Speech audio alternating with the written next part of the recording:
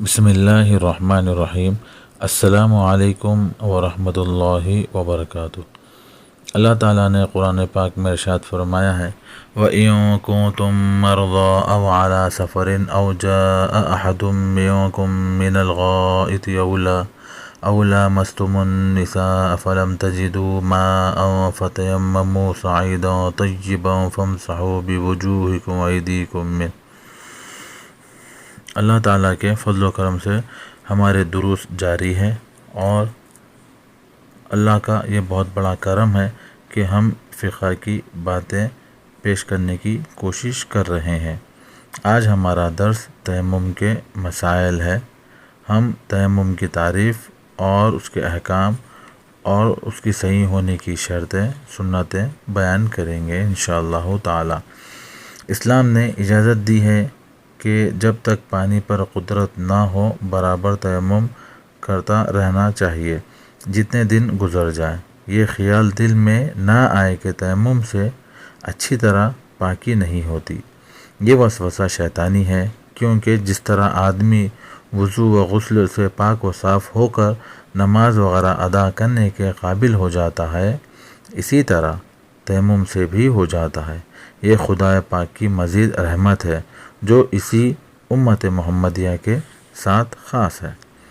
اب ہم تیمم کی تعریف بیان کریں گے۔ تیمم کی تعریف اصطلاح شرع میں پاک کرنے والی مٹی یا جن سے مٹی پر بشرط نیت ہاتھ مار کر چہرہ اور دونوں ہاتھوں پر مسح کرنے کا نام تیمم ہے۔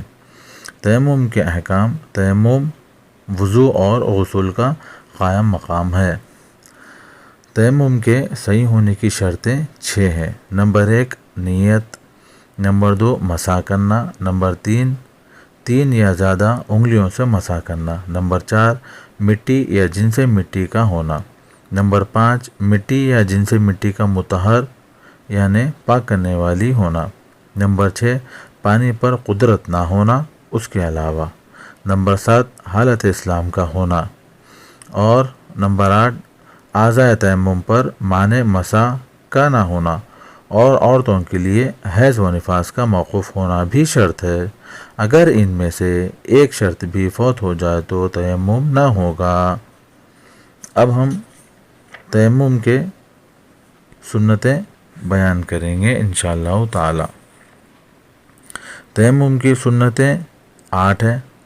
نمبر 1 بسم اللہ کہنا، نمبر 2 دونوں ہاتھوں کو اندر کی طرف سے مٹی پر مارنا، نمبر 3 ہتھیلیوں کو مٹی پر رکھ کر آگے کھینچنا، نمبر 4 ہتھیلیوں کا پیچھے ہٹانا، نمبر 5 ہاتھوں سے مٹی کا جھاڑ ڈالنا، نمبر 6 مٹی پر ہاتھ رکھنے کے وقت انگلیوں کا کشادہ رکھنا، نمبر 7 ترتیب یعنی اول منہ کا مسح کرنا، پھر دائیں ہاتھ کا، پھر بائیں ہاتھ کا، نمبر 8 پیر در پیر بلا توقف مسح کرنا۔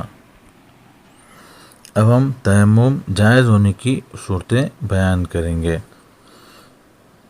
پانی پر قدرت نہ ہونے یا تیمم کے جائز ہونے کی صورتیں یہ ہے۔